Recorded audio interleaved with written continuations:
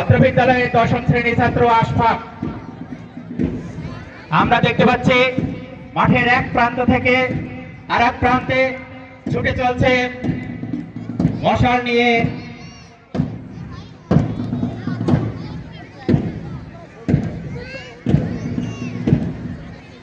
মশাল প্রজ্বলন এদিকে এদিকে হওয়ার সাথে সাথে এদিকে শুরু হবে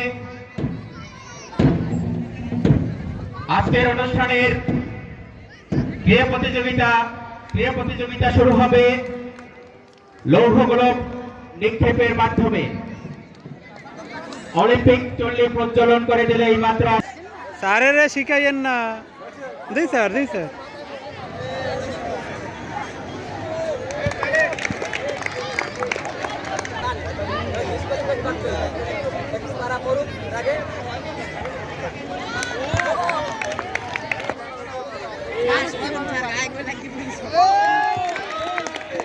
ভলান্টিয়ারদের দৃষ্টি আকর্ষণ